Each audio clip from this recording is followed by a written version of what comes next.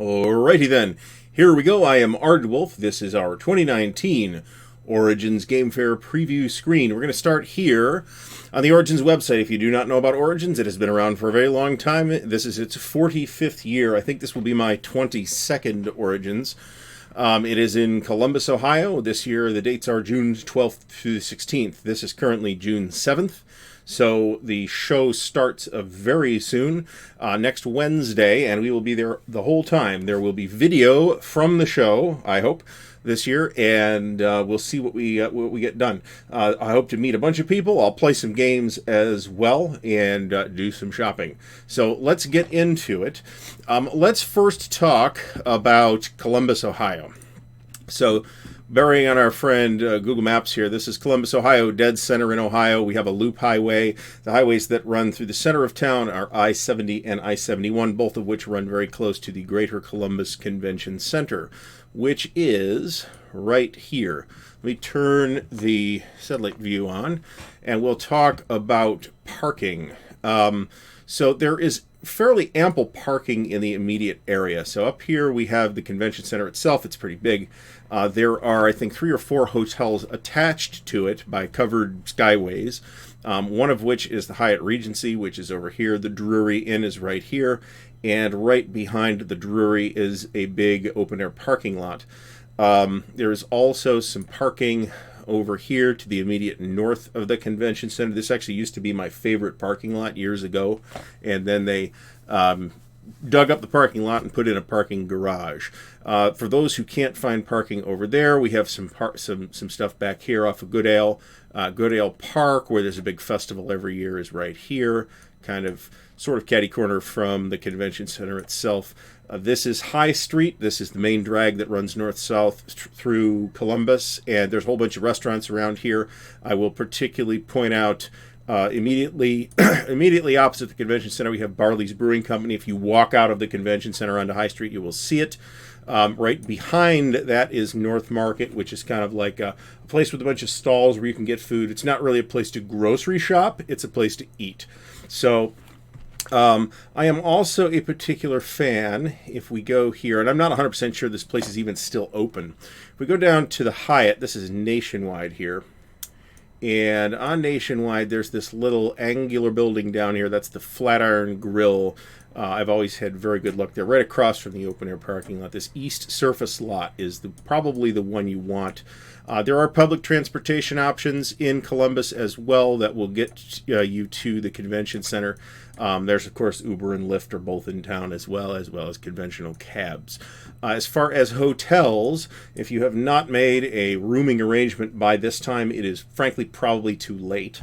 But the big one is the biggest and most convenient one is the Hyatt Regency. That's just south of the convention center.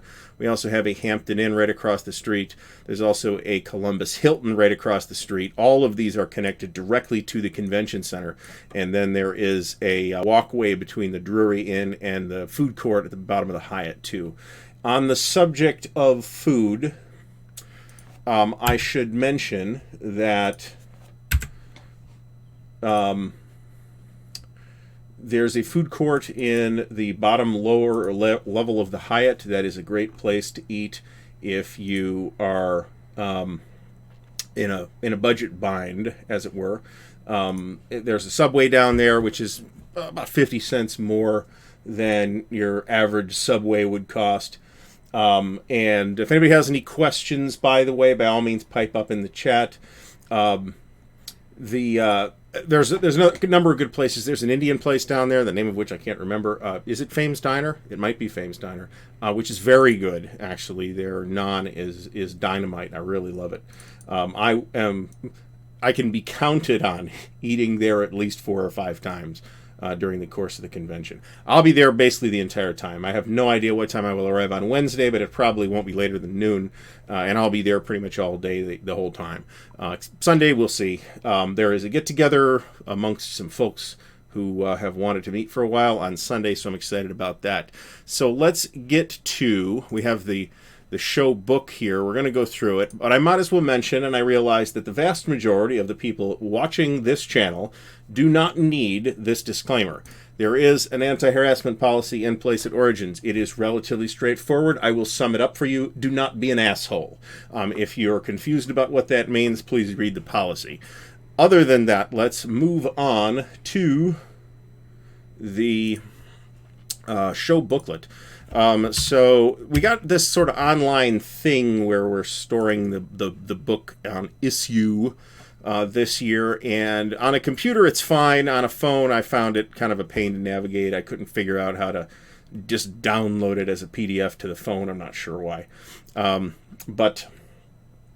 again, if anybody has any questions, like I said, I've been doing this for a long time now. I've missed 2 Origins since 1995. One due to health issues and one due to work sending me to Mexico. And I live in Columbus, Ohio. So if people have questions about restaurants, driving, traffic, airport, whatever, let me know, and we can probably get those answered. If you are watching this after the live stream, post those comments in the comments below, and we will get those answered for you. So here is the greatest game convention in the Midwest, I think, unless we count Gen Con, I guess. But I mean, whether you prefer Gen Con or Origins is kind of a moot point. It's a matter of taste. Gen Con is bigger, there's more there, but there's a feeling of intimacy, especially in the RPG area of Origins, that I think Gen Con these days lacks. Bear in mind, I haven't been to Gen Con in years. So, we're not going to dwell on the maps. We'll just get right into it. Here is a letter from Andrew Ginther, the mayor of Columbus, who looks a lot like Emeril Lagasse. I don't actually live in the city of Columbus itself, so he's not my mayor. I have no opinion on him. So there's a letter here from John Stacy Gamma, Executive Director. Tripled the amount of open gaming space to nearly 10,000 square feet. Upgraded the play experience in the boardroom with neoprene gaming mats and table coverings. Okay. In an effort to enhance the value of attending Origins, we have made most of the workshops and seminars in the Origins University complimentary. Expanded the quiet room. That's news. I'll talk about that some. Added a new family and community room with gaming and programming aimed toward families, and partnered with Path to Path to offer a sensory-friendly gaming room for those on the autism spectrum. Guests of honor. We'll get to guests of honor in a minute. We'll get to the actual thing here. So here's the big show schedule. And again, you can go to originsgamefair.com and take a look at this yourself if you're coming to the show. If you have never been to Origins before, every major event has its quirks and stuff happening and problems that come up every year. I see no value in getting particularly agitated about that. I would much rather just enjoy the convention, and I have managed to do that for a long time now. So, stuff happens. I could regale you at some point with Origins horror stories, but I won't. I don't know if badge costs are in here. It is, I believe, at the door $70 for the full 5 days, and I think $25 for a day pass, something like that. Don't quote me on that. Look at the website if you're thinking about coming. So we got a bunch of stuff here. I'm not going to go through every single line on every single page because we'll be here all night, and I have other stuff to do. But before we get to this, I'm going to mention the streaming schedule. I'm doing more live streaming now than I've done in the past. So let me cut away briefly to show you the debut of the tentative Aardwolf's Lair stream schedule. Now I have 2 YouTube channels. This one, Aardwolf's Lair, and Aardwolf Digital, which does not qualify for a link, a URL that I could post in this thing because it's crazy big. There's a link in all of my videos to Aardwolf Digital. That is the video game stream. So I'm planning on 4 games a week. The Sunday evening is up in the air as to what it's going to be. I have it in as World of Warcraft. I'm putting in the 2 things I'm playing right now, which is World of Warcraft and Empyrean Galactic Survival. If you want to see like World of Warcraft endgame contents or raids, tune in to somebody else because my character's like level 27. So on Sundays at noon, we have the RPG and Wargame chat, where basically I sit around. This is going to be on YouTube, for those of you who caught this on Twitch. I may try to do it to Twitch, too, but I've had mixed results for technical reasons with that. Sunday at 9 p.m., we're going to have something, probably World of Warcraft, unless something else arises in the meantime. On Mondays at 9 p.m., we have Empyrean Galactic Survival. It's neat. If you're interested in that, check that out. And on Friday, we'll do World of Warcraft at 9 p.m. as well in this very time slot. This stream schedule will be taking effect after Origins, and it is still tentative. So let's, with the self-promotion business out of the way, let's get back to the show bulletin. So we have, let's see, here's the badge registration, basic frequently asked questions. They do take volunteers. I think they take volunteers on the spot. If you want to go and check in with the convention staff for that, you are required to wear your badge at all times. No, they are not constantly patting people down for badges, but in the entrance ways to the major areas, they will have people checking. So there are generic tickets. I have historically had bad luck with generic tickets unless it is an event designed to take generic tickets. And we'll talk about ribbons at some point later on in the stream. Here's that policy again, where, again, I hope that nobody here in this watching the video needs to read this, but if you do, then please do. Smoking. Not allowed inside. Designated smoking areas. Okay, that's fine. Fair enough. So there's an Origins store where you can buy t-shirts and pencil bags and cups and stuff like that. You can also order that stuff on the Origins website ahead of the show, which is fine. There is a merch store link on the Origins website. Family Day. Sunday is Family Day, so they have a bunch of what look like family-friendly events. Catan Jr. is part of that. Critter Care. Okay, so this is for kids, not pets. I was confused about that for a second.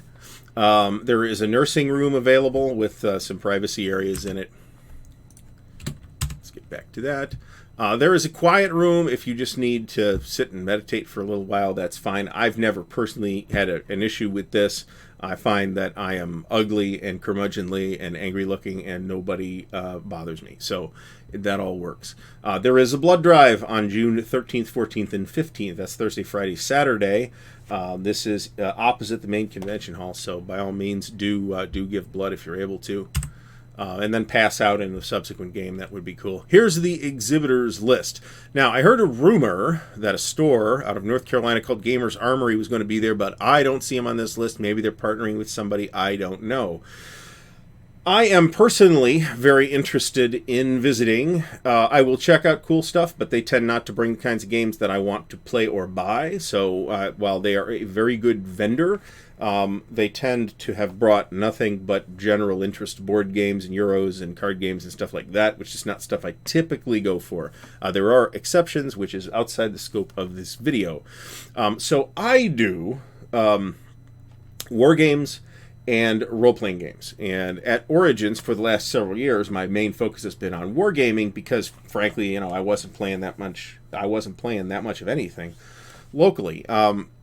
That's not the case now for those who have been keeping up with Ardwolf's Lair. As you are probably aware, I'm in 3 different monster games right now locally, so I'm under a little less pressure to do wargaming. And by wargaming, I mean hex and counter wargaming, not miniatures gaming. There's plenty of that at Origins too.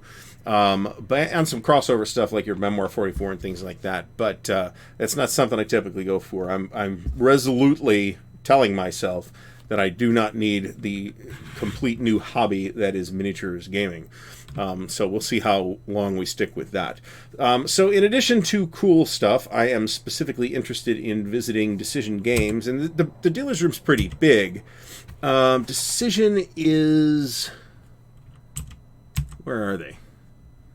They're not in their usual spot right inside the front door. They're back here. Whoops. I'm interested in visiting Chaosium, which is right inside the front door. Also, we'll visit Enterprise Games, which is back here somewhere. They're a retailer out of Indianapolis, if I'm not mistaken. Great guy that runs the place. He is the official representative of GMT Games at Origins. And that isn't like an official status. GMT Games is at Origins with Enterprise Games. So, or GMT, for those who don't know, is out of California, so it's not a trivial trip for them. So I don't know that anyone from GMT will be around. But I have casually run into people like Herman Lettman at Origins too. I'm like, oh, you're her. I'm like talking to this guy. I'm like, and then he flips his badge around completely innocuously, and I'm like, oh, you're Herman Lettman. Oh, hi, nice to meet you. I'll just shut up now. Oh, who else am I looking at here? Oh, well, we'll see. We'll see. Chaosium and Decision and Enterprise Games are definitely on the list. There were a couple other ones. We'll probably visit, look around. So somebody who does the distribution for Mongoose Traveler should be there too. And I will visit the indie RPG folks as well. So here is the gaming hall. And we have two big areas here. And it feels like they cut some of this off. I think behind this area is the, off the top of the page, is the True Dungeon event, which is a huge event that draws tons of people. It's kind of like a LARP meets escape room meets Magic the Gathering type of thing. I've never done it. The people that play it swear by it. They think it's fantastic. So if you're into that kind of thing, we'll talk about that in a minute, because there'll be at least a page or two for that. Now, some of the vendors are exhibitors are present in the game hall instead of the exhibit hall. Okay, and these tend to be major show sponsors, but not necessarily exclusively. So we have Upper Deck that does a lot of trading card stuff, plus they do their own games.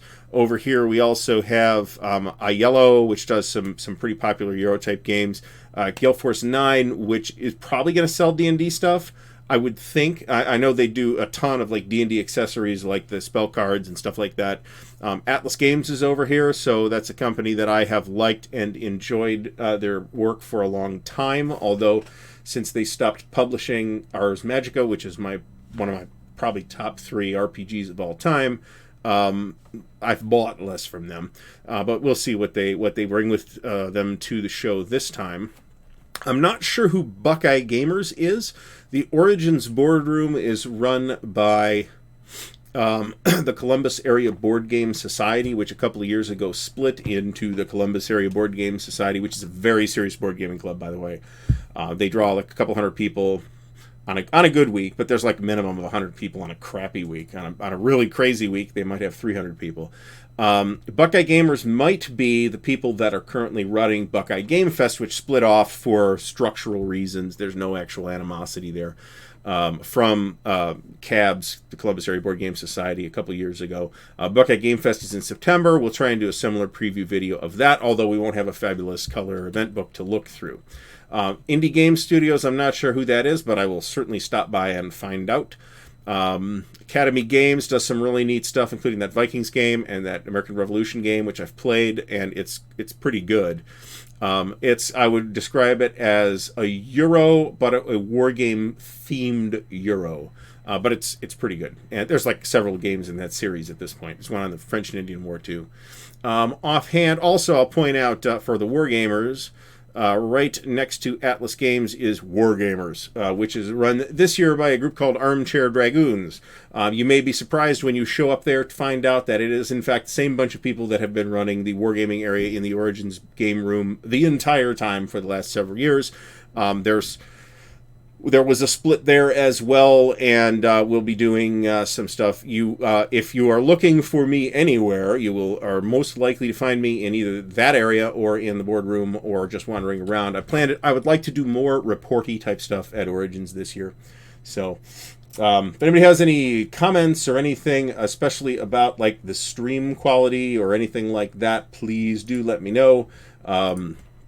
Welcome aboard. Anybody watching after the fact, the video, the video will stay up after the stream.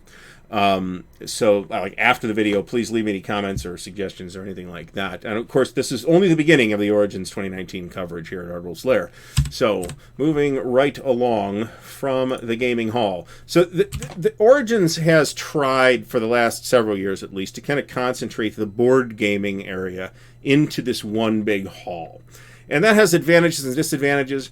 It probably more than anything else helps the more niche stuff because it gets seen. The wargaming area experienced that last year when they ran like an impromptu test Kriegspiel, not the Avalon Hill Kriegspiel, the actual like 1800s Prussian general staff Kriegspiel, or closer to that than the Avalon Hill Kriegspiel anyway. And so many people stopped by that in their actual event they were like overflowing. They had no idea that people would do this. It's visually interesting, let me put it that way. And it is a lot of fun if you've never done it. I highly recommend it. So, new releases. Now, there's at least one game company who is a show sponsor that has, I think, will have new releases that aren't listed here. And for the wargaming audience, that is potentially important because that's the Decision Games. We'll talk about that. Well, now's the time to talk about that, thinking about it. So Decision Games should have several of their 2019 releases available. These include at least 4 new folios. There's all set on D-Day. The 4 folios cover all 5 beaches of D-Day, and apparently you can link them together to form what sounds like a quite large game. They're all half map size maps, so they're like not 11 by 17, but they're not like full size maps. That would be a 4 map monster game, not quite that big, but it looks interesting. They also have the boxed reprint of their version from S&T from a few years ago called Cobra. That may be at the show as well. That is a game I absolutely plan to pick up. They will have Imperium Romanum 3, which came out a couple months ago. If you're interested in seeing video on that, by the way, the Player's Aid has some video on that. That I own the old edition, and I came real close to actually getting it on the table a month or 2 ago, actually, and we didn't quite get it. Maybe next time after we're done with the current project, which I'll talk about in a different video. And they will also have, I think, the reprint of the boxed version of Desert Fox Deluxe, which was the game that was included in S&T 300, sold out very quickly, is fairly highly regarded, and which I also plan to pick up. What I think they will not have, based on some kind of printer problem that they had, unfortunately, because this was going to be my buy from Decision Games this year, is Lucky Forward, which is the new Gauss system game. That's the same system as Atlantic Wall, Wacht am Rhein, and Hurtgen Hell's Forest. I had the chance to play it at Winterfest in Sandusky, Ohio, earlier this year, and had a great convention drama aside, which is another... I should do a convention stories video thinking about it. Which I had great fun with. It's a difficult system, I'm not going to lie, but it's not nearly as difficult in play as it seems reading the relatively disorganized rulebook. Okay, so other new releases include 25th Century Games Space Explorers. A couple things from Capstone Games, Czech Games Edition. The old Warhorse, literal Warhorse, Flying Buffalo, has Mercenary Spies and Private Eyes 3rd Edition and a GM screen for it. Highborn Games has something called Dawn Shade. J-Hulk Games has a game called Velour Palace of the Disco Emperor, which I may have to check out. Japanime Games has some stuff. KTBG Burnt Island Games, don't know anything about them. Lost Battalion, which I will at least stop and check them out. They are a wargaming publisher. We'll have the Traveler Ascension Imperial Warrant game, which I'm also likely to buy because it says Traveler on the box. So, Master Monk has a dice tower. I should have had tea for this instead of water because I'm going to be yapping for at least another half an hour. North Star Games has something called Dirty Pig. Queen Games has Copenhagen Deluxe, Merlin Arthur, and Luxor the Mummy's Curse. I think I've played Luxor, if it's the game I think it is. And it was actually okay. Not really my thing, but it was okay. Rainbow Starlight has a game called Hooch Stooges. Renegade Game Studios has some kind of licensed Game of Thrones thing, among other things. Social Sloth Games with Feelinks, whatever that is. Van Ryder Games with The Crusoe Crew, Graphic Novel Adventures Season 2. And WizKids has a giant pile of stuff. Some of these look to be individual figures, which WizKids, that's kind of cheating, but they're a major show sponsor, so they probably won't yell at them. So, guests of honor. I am not a guest of honor following type of person. It's just not something I'm particularly into. I'm particularly, one year at I think it was Gen Con, it might even have been at Origins. We were walking in the convention hall. Hey, it's George Takei. Awesome. I saw George Takei. And that was sufficient. I wasn't going to wait in line, bother him for an autograph, sweat all over him. I don't need to be doing that. So designer Elisa Teague, for the past 18 years, she has worked in all facets of the tabletop game industry, having a hand in the creation of over 100 games, from design and development to art direction and graphic packaging to production management. It doesn't list... Oh, it does list specific credits, which is great. Looks like some stuff for... It doesn't list specific credits, actually. These are the slots where the guest will be available. RPG world building, that might be potentially interesting. Artist Lisa Sell, she looks like a fantasy and science fiction author, and she does sculpting as well. She's doing a couple of sculpting workshops, which is cool. Mercedes Lackey, which I would consider a pretty big name, will be there, and she will have a number of events on Thursday, Friday, Saturday, and Sunday, so she'll be there for 4 days. Larry Dixon, go back. Larry Dixon. I'm conflating Larry Dixon with somebody else, I have a feeling. But he's a guy in RPGs as well, and it looks like he'll be there at least Thursday through Saturday, at least hosting events. Additional special guests, these are the media guests. Origins got away from this for a while. I guess this year it's Buffy the Vampire Slayer year, and Doctor Who, because they have Charisma Carpenter, Juliet Landau, and Nicholas Brendan, all from Buffy, and Fraser Hines and Wenda Padbury, from Doctor Who. They were both on Doctor Who quite some time ago. There were signings and that kind of thing, dragons and things, known for Pathfinder podcast. That's not something that I have watched. Gloim? Don't know. Cosplay, a cosplay group. So for those into cosplay, and I'm not, I'm ugly enough. Origins kind of, as cosplay has become more popular, Origins has increasingly catered to it. It's not really a cosplay focused event in any vague way, but there'll be especially on Saturday, you'll see a fair number of people floating around in costume, and that's fine. I just I ain't got the energy for that. Another hobby. That's all I need. Here's the Origins Hall of Fame this year. It looks like.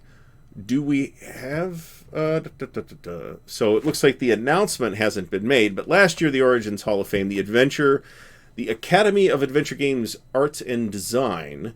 Last year they honored Eric Lang and Ken St. Andre. Ken is the designer of Tunnels and Trolls, which has relatively recently anyway, been reprinted. So the ceremony is at the Origins Awards, which 22 years of Origins, I have never been to the Origins Awards, except sort of, and maybe I'll tell that story one day too. I was kind of at the Origins Awards by proxy. It's actually become a bit of a famous event. If you've heard that of the story that Luke Crane couldn't attend the Origins Awards because he was running a game at the time, so a giant group of people marched from the Origins Awards, wherever that was, down to the game and disrupted the game for half an hour while they all patted Luke on the back. I was in that game, which was pretty cool. It was a game of Burning Wheel. So we've got inductees. So are these new inductees this year for the Hall of Fame? Is that it? So we have Brom, who of course is a very famous and very talented artist, possibly best known for his iconic art in the D&D Dark Sun setting. Jamie Stegmaier, who is apparently involved in Stonemaier Games, which I think is the company that does Scythe, and Vlada Chvatal, who is with the Czech Games Editions company. I don't really know anything about them, so I apologize. I'm broadly knowledgeable, but not about that. So, Origins Awards, here's where they are. Saturday, 8 p.m. to 10 p.m. in the Union Station Ballroom B. I believe that's in the Hyatt, and not so. The events, I should talk about this. The events at Origins are spread out and at least 2 buildings. Okay, the convention center itself is most of the stuff, and then some of the stuff happens in the Hyatt Regency, the closest attached hotel. That tends to be the RPG stuff, but there's some RPG stuff. The Chaosium stuff, for example, tends to be in the convention center, at least last year or the year before. Whereas the D&D stuff, the Pathfinder stuff, the Shadowrun stuff, the big RPG tracks tend to happen in the Hyatt. So Union Station Ballroom, I'm pretty sure, is in the Hyatt. Look on the map. Fan favorite voting booth. This will be in the gaming hall somewhere, and then there'll be a fan favorite, and then there'll be, after the awards, there'll be like a nominee showcase area before the awards, actually, starting on Saturday. Here's the 2019 nominees. Now, we're not going to go through all of these because, frankly, a lot of these are genres of games that I'm not necessarily all that knowledgeable about. I will take a brief glance through the RPGs. I have heard very good things about Star Trek Adventures, Vampire the Masquerade 5th Edition. I play the old Vampire the Masquerade Flash Gordon Limited Edition Collector's Box Set. I think I'm going to need to look into that because that sounds cool, and I know nothing about it at all. If I had to guess, I'd say it might be a Savage Worlds thing. Role-playing supplement, Bordenkainen's Tome of Foes. I can vouch for that. That's pretty good. Traveler the Great Rift is dynamite. That will get my vote. And Call of Cthulhu Masks of Nyarlathotep is also dynamite. There is an unboxing video on the channel, I think, for that item. I know I bought it. I know I filmed an unboxing video. I'm not 100% sure that it made it up. I will have to check on that after the stream. So, so let's just check that real quick. Okay, so tabletop games. These are like some major tabletop focusy type events. Looks like we have pretty much your Euro-style games here, although Dragonfire might not fall into that group, nor Dice Masters for that matter. But I would say Through the Ages and Tudor do, from what little I know about Tudor. We get card games. Epic 10K Champion. Are these all Munchkin or Pokemon? No. So this top one here, is the game called Epic? Is that why we're doing it? Star Realms is its own game. Pokemon is its own game. The Versus system, I gather that's its own game. Muchkin. Okay, I'm going to call it Muchkin for the rest of the show. Yu-Gi-Oh! And Dragon Ball Super Win-A-Mat Tournament on Demand. Okay, so there's that. Card games. Role-playing games. And the sort of marquee events here. Now, there's tons of events, and we'll talk about that in a few minutes here. But these are just like the marquee things that are getting a lot of press. I don't know if they'll have 2nd Edition Pathfinder on sale at the show. I have a hunch it's a Gen Con release. I'm pretty sure I heard that it is, but I could be wrong about that.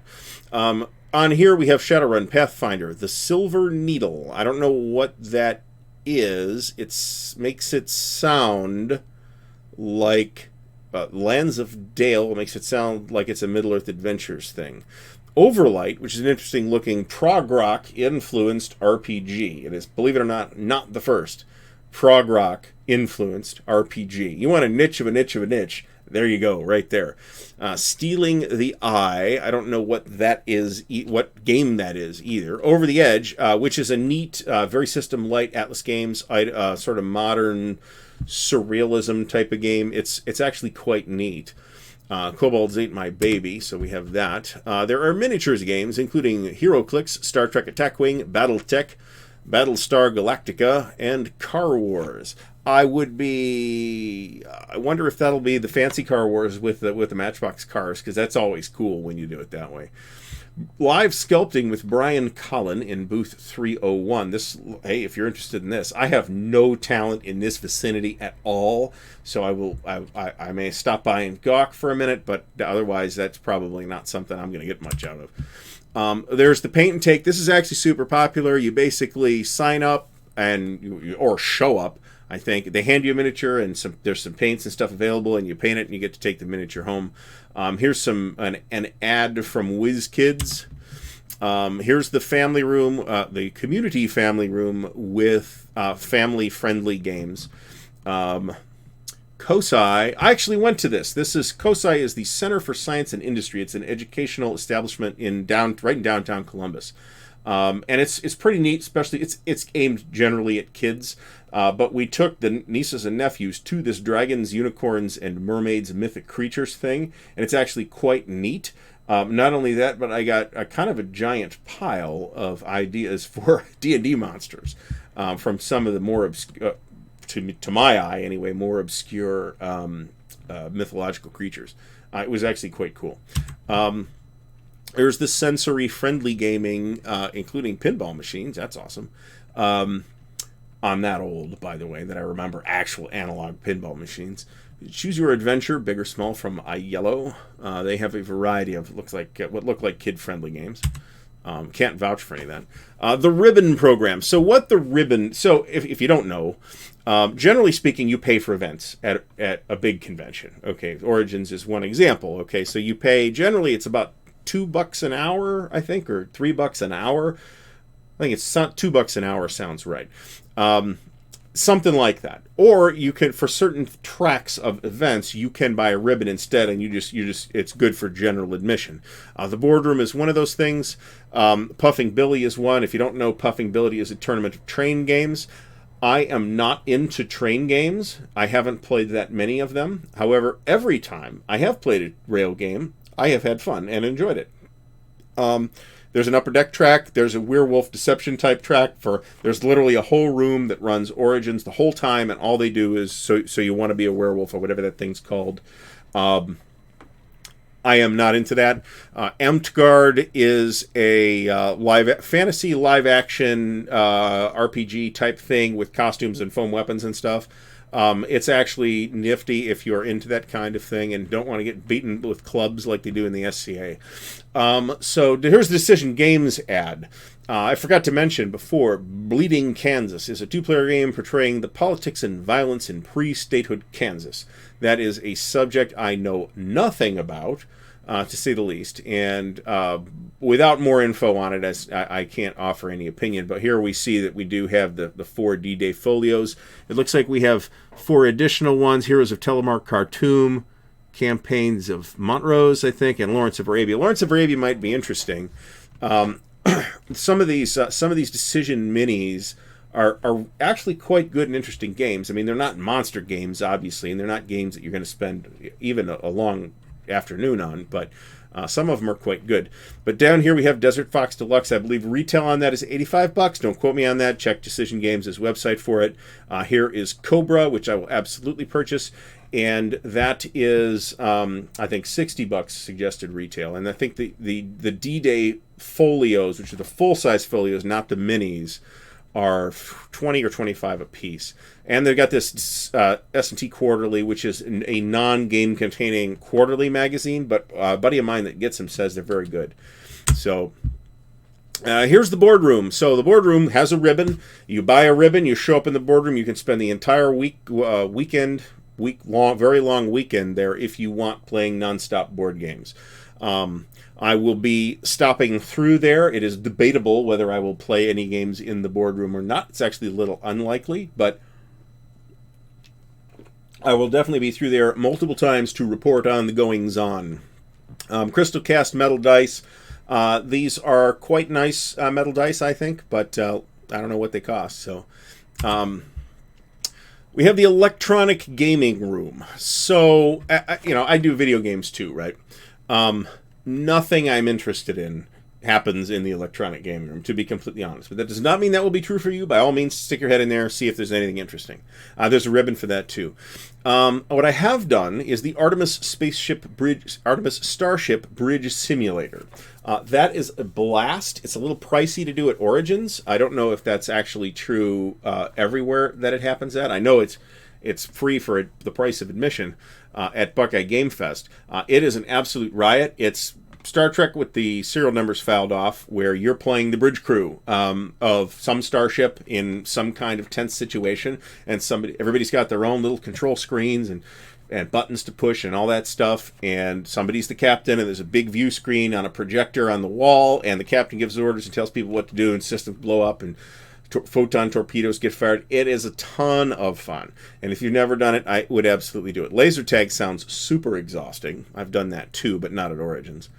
The Origins Dungeon. So I don't know if this is true dungeon or not. It looks like it. It looks like it. Like I said before, True Dungeon is very popular. There's a lot of people that love that thing, and I guess a fair number of people show up specifically for True Dungeon. But I don't know a ton about it. I know it's a LARP style event with puzzles and that kind of business. So next we have here's some LARPs: Pokemon, Amtgard, Ragnarok Rising, a family LARP, and True Dungeon is an escape room type live action game invented in 2003 that allows players to experience a Dungeons and Dragons adventure within a life-size walk-through dungeon environment. In addition to puzzles, players are forced via a shuffleboard-style combat board to do battle with animatronic monsters and costumed NPCs. Participate in the premiere of 2 brand new modules called E1, Abyssal Swamp, and E2, Path of Death. There is also the prequel adventure N3, Vault of the Allfather. All 3 modules can be played in any order, but playing them in the N1, E2, and E1 and E2 order might be the best fun. And so you can buy these chits. You can get them as in the course of playing too. But you can also buy these chips that do stuff when you're playing. Deception games. This is the whole werewolf thing. So we have Are You Want to Be a Werewolf? And I think the ribbon, I think, lets you get into all this stuff. 2 Room and a Boom. Secret Hitler, which frankly I find distasteful. L90, The Origin, I have no idea. Witch Hunt, Master Thief. This isn't something I'm into, so it's here for those who have fun with this kind of thing. By all means, have fun. I say that with total sincerity. Here is some Queen Games stuff. Looking at the board, Luxor is not the game I thought I had played. This Copenhagen looks like it might be intriguing, however. Origins University. So this is like the educational track of seminars at Origins, and it's kind of varied in robustness from year to year. We'll take a look at the specific stuff later. Since on this page there's an Educators Hall Pass mentioned, I will mention that educators, if they show a credential, and active duty service members, if they show a military ID, do get a discount getting in. Plus there's panels about cosplay and the War College. Again, we'll look at all this stuff momentarily. Here's the Origins Library, designed to provide authors the opportunity to interact with their fans, sign autographs, sell books, and lead seminars. So, who do we got? Aaron Rosenberg, Daniel Doc Myers, Lucy Snyder, Tracy Chowdhury, Robin King, Mike Underwood, Kat Rambo, Carlos Hernandez, Mercedes Lackey, Larry Dixon, both of whom are guests of honor as well, Jennifer Brozek, John Helfers, Devin Oratz, Christopher Bell, Addie King, Greg Wilson, and Amanda Robinson. And there will be a mythical anthology, which I think they've done this before, where they have like an anthology that's put together of works from all the writers in attendance. If you're into talking to authors that you like, if you like any of these authors, then this is a good. If you're going to be at Origins anyway, it's a good opportunity to do that. Here's the Artist Alley. A lot of these folks are the same folks that made it big in the wake of Magic the Gathering, like Ed Beard. I don't know about a lot, but a couple anyway. Pamela Barr I recognize. Ed Beard I recognize. Andy Hopp, I've met Andy actually. David Lee Pancake, no idea. That's about it. But this is not my thing either. So, Ed Beard gets the front desk here. So, good for Ed. There is a film festival. So, what are they showing? Eye of the Beholder: The Art of Dungeons and Dragons, an exciting new documentary that explores the history, influence, and stories behind the artwork that helps create the worlds in which we all play. The movie profiles D&D artists, both past and present, and also features former TSR insiders, game designers, authors, and fans. Okay, I would probably find that very interesting. This stuff on the right-hand side is really just the highlights, too, and this isn't like the entire contents of the film festival, I believe. There's also the Smithy Awards, which are right here. This is basically, think of this as like a live-action Mystery Science Theater 3000, to my understanding. They don't watch it like entire movies. But it sounds fun. I don't know. Does it show what movies they're showing? No. There's the Unpub Room, which is a place where new and upcoming and maybe even established designers can go to try out their games in testing. Designer speed pitching event. Here's the anime area. I'm going to gloss over this. There is an anime area with screenings and all that. I don't know anything about it. I've never been to it. Origins After Dark. So this is kind of like a late night for old crusty gamers anyway. NSFW comedy show for adults. Where does this stuff happen? Origins Comedy Show for Adults Only returns again this year for a free event full of laughter and fun as our favorite nerdy comedy pros Larry XL, Mikey Mason, Violet Gray, and Jimmy Merritt take the stage. I've heard of two of those four. BNS Vampire the Masquerade. It is a LARP. Pint and Play, which I think happens at Barley's. Yep, in the Barley's basement. They've been doing that for a couple of years too. If you're into microbrews, I do recommend Barley's. The food's pretty good too. Say Anything Uncensored. That looks potentially worrisome, to be completely honest. They're gonna have to have monitors there to make sure nobody's a dick. Barley's Brew Pub. Don't know if Barley still has a second location. They did at one point. I've never been there. The Doctor Who track Saturday. Big Finish production. Big Finish Productions. The State of Doctor Who Today. Podcasters. They got the signings from the guests of honor and all that. Here's the Guild Force 9 ad with some of their game products and D&D accessory products. I own some of the cards. I like the cards. I will tell you that. Cthulhu-thon. Is this a Chaosium thing? I would be a little surprised if it weren't at this point. Per Tentum Invitat. They've misspelled that. But you know what? The Latin typo I can probably forgive.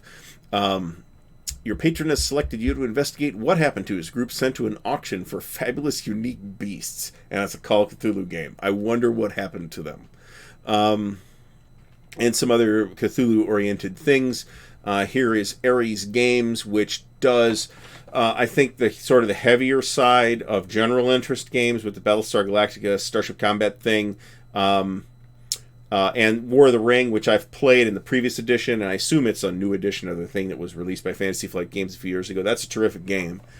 Sails of Glory actually looks neat as well on Wings of Glory. Yu-Gi-Oh! Trading card game. Here's the Gamer Pride page. So for those who don't know, and you probably do if you've been to Origins anytime recently, because the convention center is on High Street, and because it's usually the first weekend in June. Also, the first weekend in June is Columbus's Pride Parade, which will march up High Street, north on High Street, sometime between 10 a.m. and 2 p.m. So for those interested in participating in that, that is approximately when that is. You'll have to Google Columbus Pride on your own, but there's a big parade. So hilarious straight white guy story.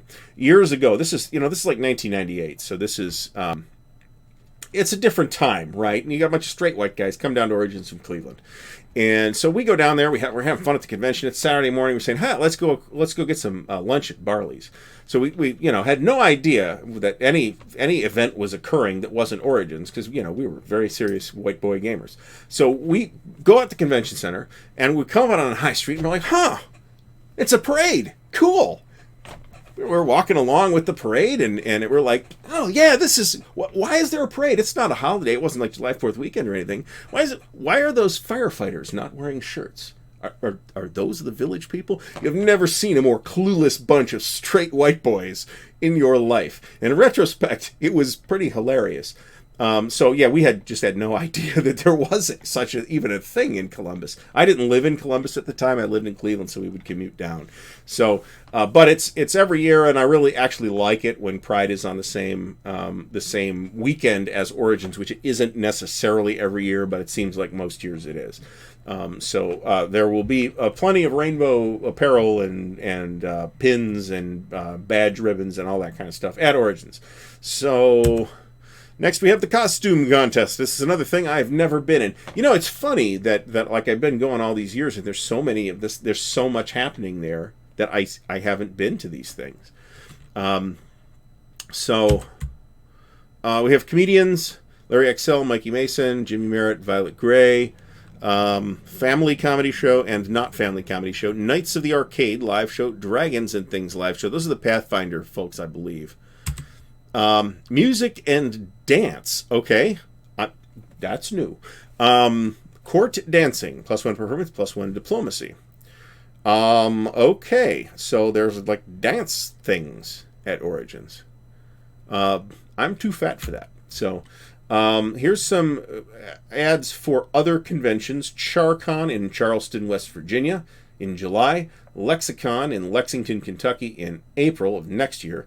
And Sin City Con, which somebody I know keeps trying to get me to go there, October 11th through the 13th. I was asked today if I was going to be attending Compass Con, and I'm kind of thinking about going. So more on that in the future. Pin Bazaar, so you can collect pins. Here's some things. We're going to start blowing through this now. There's a scavenger hunt, which is another thing I've never participated in. Here's the thing. So I'm not going to read the scavenger hunt rules to you. If you're interested in the scavenger hunt, by all means, check it out. The retailer track. This is a track for retailers, for specifically Gamma members, but I think general retailers are eligible. So there's this. Get around C-Bus. And this is about transportation. It's sideways. I'm not going to try and read it. Here's Columbus attractions. So here we have the little map here. We have Convention Center. Looks like it's here-ish. Is that right? Yep. Okay, so here's the Convention Center. Here's the Arena District where the Columbus Blue Jackets NHL team plays. South is the sort of main square on Broad and High and Main and High. We have German Village, in which there are a number of dynamite restaurants. There's the Brewery District. I've never been to the Brewery District. And there's Italian Village. And so this area kind of around the Convention Center along High Street is called the Short North. And it runs a little north of where we are here. The campus of Ohio State University, is a bit north of this map. And here's local. Wow, this is very, very exhaustive, actually. So we have tons. We have a big list of hotels. We have a big list of places to eat and drink, which is pretty great. And it's not super limited either. And there's some icons here that I'm having trouble reading. I don't know what the little... Is that a meeple? Bar only. Okay, so some of these are just bars. But Conado Tacos, it says it's bar only. Maybe that means it's like a food bar. I don't know. Anyway, check these places out. There's a lot of good places to eat in Columbus. I've already mentioned a couple of my favorite places. That's the Indian Place in the Hyatt Food Court and several places over at North Market. There's Jenny's Ice Cream, for those of you interested in fancy, very fancy ice cream. Check that out, too. It's not necessarily the richest ice cream on the planet, but it's very good, and they've got a bunch of exotic flavors. They were one of the companies that started to pioneer the use of things like cayenne pepper and salt in ice cream. Badge discounts. Really? Okay. There will also be a coupon book, by the way, that you get with your entry into the show that will probably have some coupons, some of which will be for local places like this. Community Partners. Community Partners Beyond the Board, which is a board game store, Columbus College of Art and Design, and the Center for Science and Industry. The Laughing Ogre, which is a comic book store. It is right next to the Soldiery, which is a game store. Soldiery's on here, too. Tabletop Game Cafe is on High Street. I know the folks who run it. They are great folks. I have never set foot in there because I'm never in that part of town. Old North Arcade, which I've also never been into. Level 1 bar plus arcade. So, volunteers. It looks like somebody passed away, which is too bad. Here's a survey. If Future dates next year, July 17th. Wow, okay, that's later. July 17th through the 21st. That's noticeably later. Okay. The 2021 date is on the website, too, for those interested in planning that far ahead. Here is a list of show sponsors, which we already covered. We already at least mentioned most of them. And here we are finished with the show book. So we have got some folks in the chat. So I would like to say hello to everybody. I would like to thank you for watching, but we are not done yet. So let us look at the events list. Now, I'm going to mention that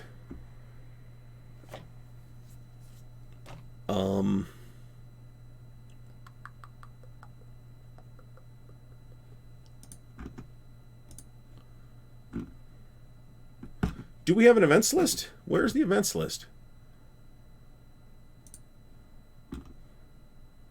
Okay. So let's look at the spreadsheet.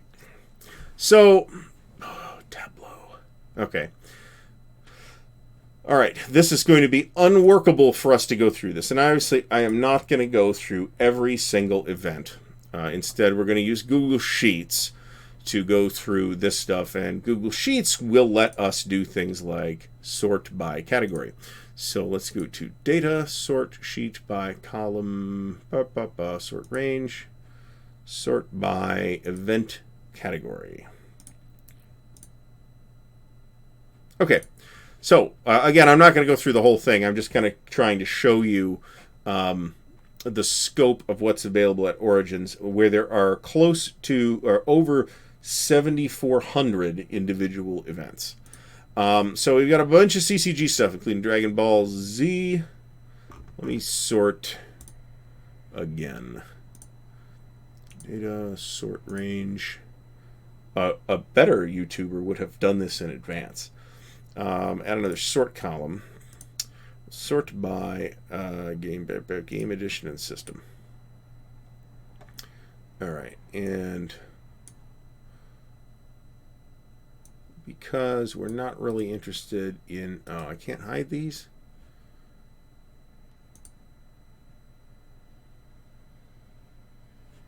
Well, can I resize them into oblivion? All right, looks like we can't. That's okay. So anyway, how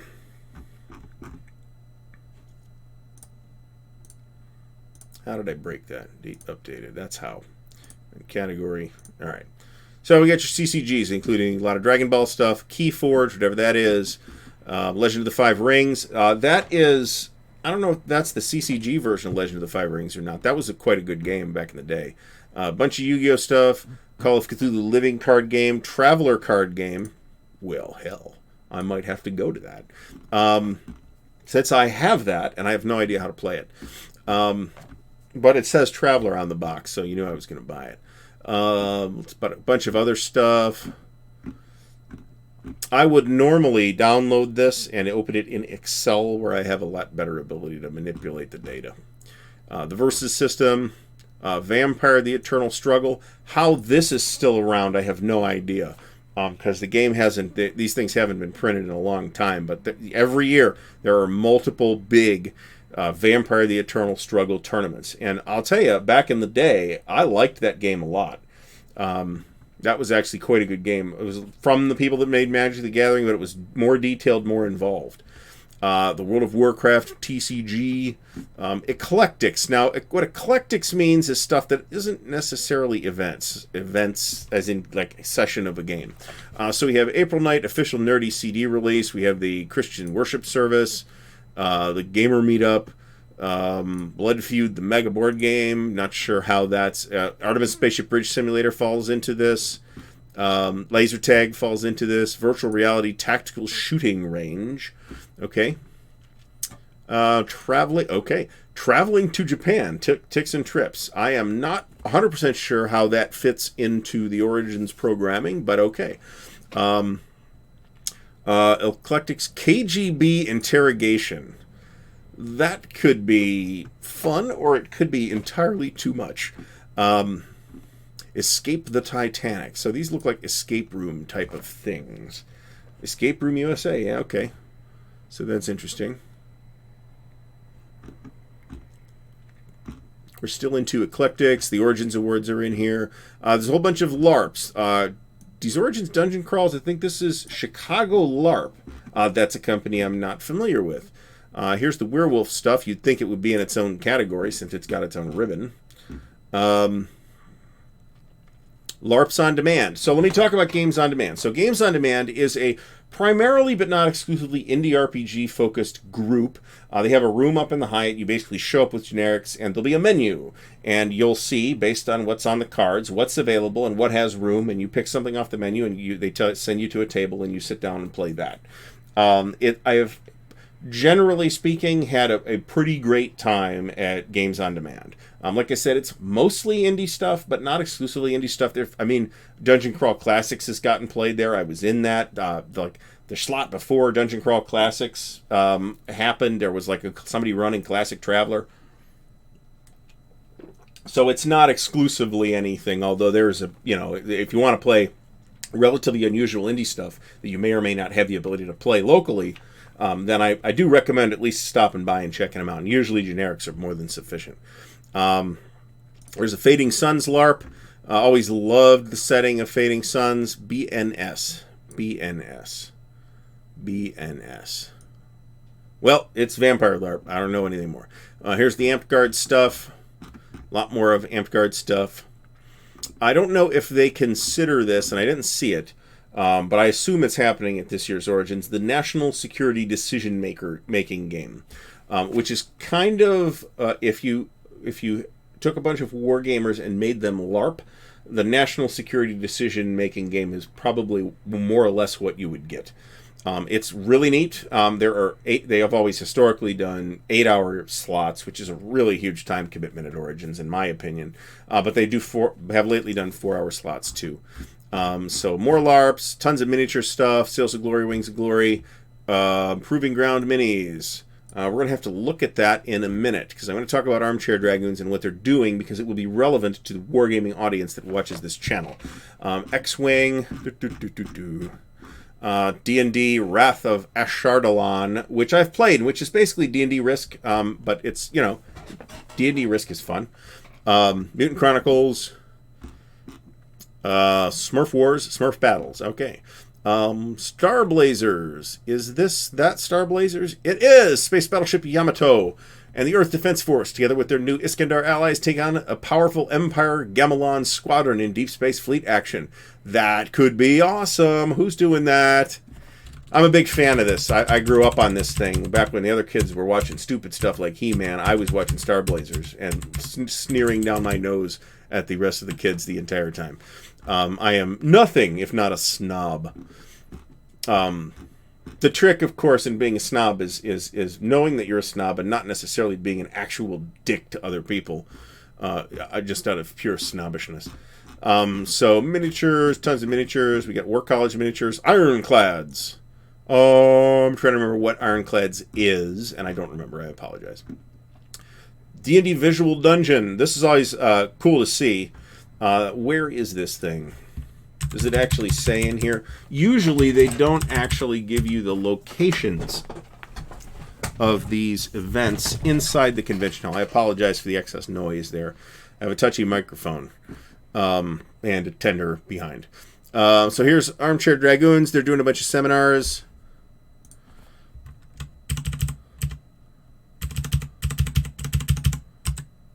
So that's that. This is Origins University. Again, we'll get to Armchair Dragoons because it's important to me. So, Earth-like planets in the universe, real or myth? As a War College thing, okay. They've loosened that up a little bit. How to publish. There'll be a lot of how to become a game designer, how to become, how to design games, that kind of thing. There'll be seminars on that kind of stuff. Typically every year. Here's our RPGs. And we're going to now tab over to this side so we can see what actual games are getting played. Afterverse, Shadows of Esterin, Esper Genesis 5e. No idea what that is, but it sounds like it might be neat, just based on the name. Savage Worlds Deluxe D&D 5. 3rd Edition Champions. tune, Dungeons and Dragons. They don't say which. Let's keep on the Borderlands. That's cool. Usually there's some old school modules that get run too. I played in a Castle Amber a few years ago, and unfortunately it was like 10 p.m. after I like worked all day and then went to Origins at night. This was several years ago now, and I could not stay awake for this like 10 p.m. game. I was an idiot for signing up for that. No Country for Old Kobolds, Masks, Rifts Ultimate. I don't always see Rifts at Origins, so it's kind of cool to see that there. Call of Cthulhu, Dead Rain, Wrath and Glory, Star Wars, Edge of the Empire. This is another thing that I'm a little foggy on. I know there's Fantasy Flight has a whole line of Star Wars RPGs, and there appear to be 3 different standalone RPGs. Do they interlock? Which one do you get first? I don't know. That's not clear to me from the marketing that I've seen. Flash Gordon's Savage Worlds. I pegged that one correctly. If you're into that kind of thing, you might also be interested in the John Carter of Mars RPG, which was released relatively recently. I have an unboxing, unwrapping, unpackaging video of that. Looks neat. I will be interested to see if that is being run here at the show. Modifius, did I see the Modifius was here? I don't think I did. I think somebody will be repping them probably. All right, back to the RPG. DCC First Edition, that's Dungeon Crawl Classics. Nova 6 Core and Nova 20. I'm not sure what those are, but they sound like a take on the classic D6 system from West End Games and D20. Itherium, the role-playing game, Over the Edge, 3rd edition, Feng Shui, 2nd edition. Feng Shui is sort of a martial arts movie RPG. It's also pretty neat. Unknown Armies, which is a fabulous game. One of those games that's a really great game. One of the best games that you might have a lot of trouble getting to the table unless you have an exceptionally trusting group where you can just say, I'm just going to run this. And you guys are just going to sit down and play, and we'll kind of explore it as we go. If your group would be cool with that, then Unknown Armies could be an amazing experience. And it's hard to explain that without explaining a lot about Unknown Armies that I'm not prepared to explain in this video.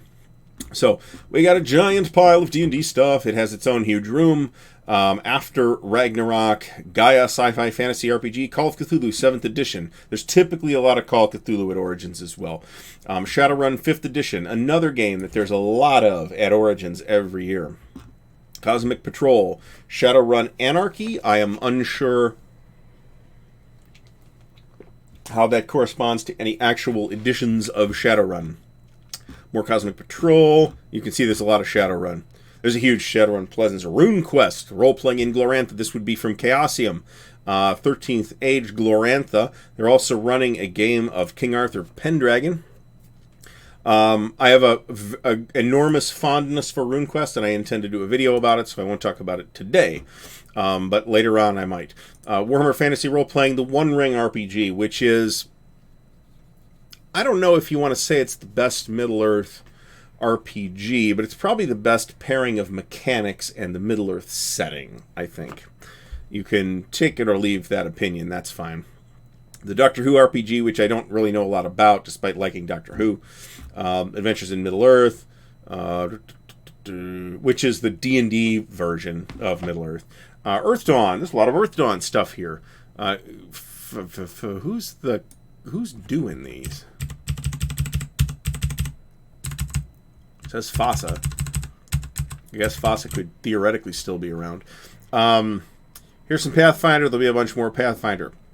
Here's a bunch of Star Wars, including a lot of West End Games Star Wars, by the way, which is currently in print again, by the way. Fantasy Flight actually did a new version. My voice is starting to go out, so we're going to have to wrap up reasonably soon. We're less than halfway through this damn thing. Apocalypse World. If you're interested in playing Apocalypse World, you can also find it being played in a variety of aliases in Indie Games On Demand. Wait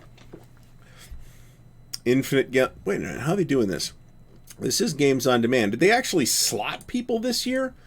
That's interesting. All right, Infinite Galaxies is neat. It's a fate-based system from Rory McLeod. Rory's a friend of mine. It's quite a neat game. I like it a lot. Dungeon World is another Apocalypse Engine game that I have a fairly high opinion of. Mutant Crawl Classics I have no opinion of. It's a dungeon crawl classics type of thing. The Expanse RPG from Green Ronin. I love The Expanse. It's a great show. Mutants and Masterminds. D&D 5e and the Teldori campaign setting. If you don't know what that is the setting that Matt Mercer uses for Critical Role. Fantasy Age, which is also from Green Ronin. Hackmaster. Outbreak, Kids on Bikes. Aces and Eights, which is the Kensrin Company Western RPG. Game System and Edition first. All right, what we have here is a failure to communicate. It looks like this is Pathfinder, but that's not clear from this. So I'm not blaming the Origins people for this. I'm blaming the people that filled out the form. Fate Core, Mutants and Mastermind, Tales from the Loop, which has gotten some fairly positive press. Cortex, which is a generic system that's applied to various things. Looks in this case like Percy Jackson and Supernatural, which is fine. Astonishing Swordsmen and Sorcerers of Hyperborea, which is, if nothing else, a fabulous title. The Cipher system. This is the Numenera thing, and I think Numenera and the Strange, which are Monty Cook things. D&D. Here's the National Security Decision-Making Game. It's just listed as an RPG, which is interesting. It has in the past been listed with the LARPs, and other years it's been listed as kind of in eclectics, I think. So, Pathfinder Starfinder. Pathfinder Starfinder. There's a lot of this happening too, as you can see. I basically took a whole day a few years ago and just played Pathfinder and had fun. The convention track events tend to be quite good, but that's actually true of the D&D encounters stuff nowadays as well. There's a bunch of stuff from Pelgrane Press, some of which is Trail of Cthulhu, which is the Gumshoe system. I actually have a very high opinion of that as well. Night's Black Agents is also quite neat. There's Ubiquity, which I am having trouble connecting with something in my head at the moment. Overlight, here's that Overlight game. The local game store has this. I've been tempted by it. I feel a bit obliged to buy it. It's a prog rock inspired RPG. Maximum Apocalypse, which is an intense title. Here's Call of Cthulhu, a bunch of this. Cthulhu Invictus, which is Call of Cthulhu, set in ancient Rome. Baker Street. Interesting. Okay. Cthulhu Adventure Game system first.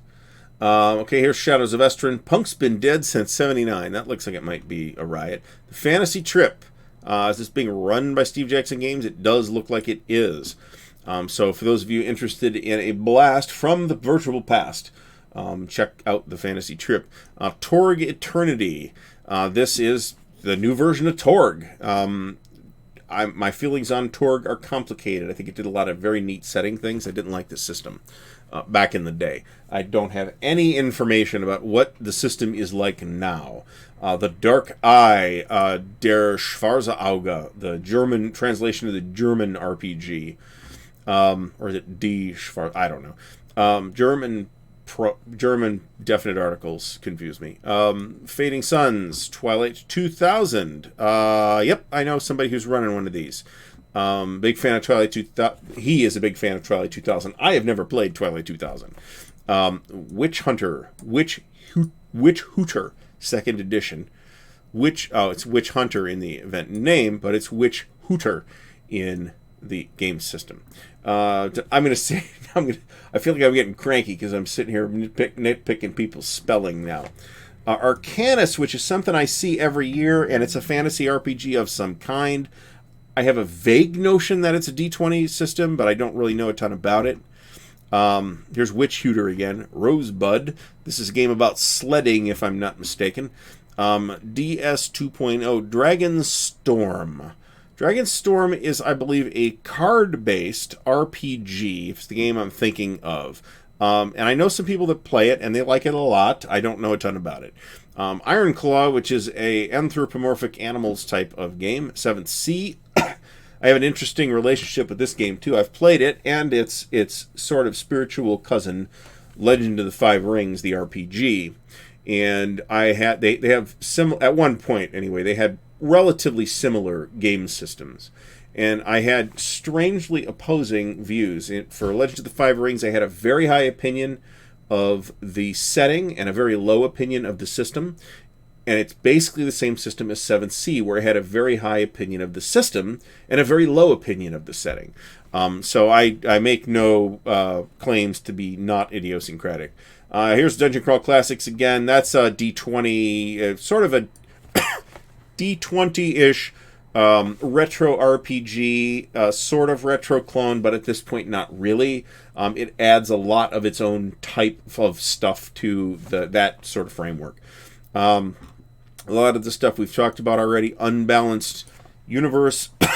I can normally talk for an hour and 14 minutes without choking up, but not today, I guess. D&D 5th edition, Starship Infernum, which is a great title. Dread, which is a neat horror game that you play with a Jenga tower, actually.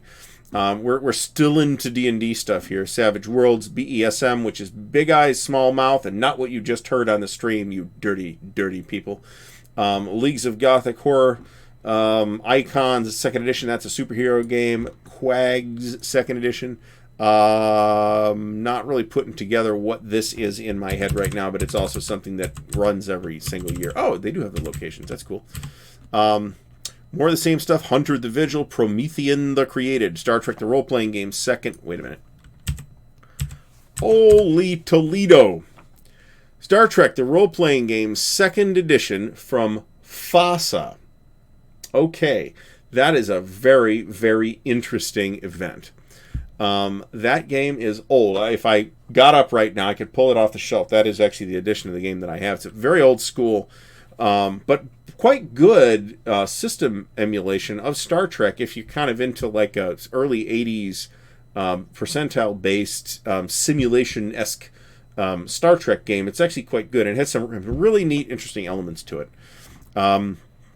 D&D, Pirates of the Spanish Main, which is a Savage Worlds thing. Nexus 1.0, that's something that I might, in fact, see every year, but I might be thinking of something else. Here's more Torg. Boldly Go, the Artifact.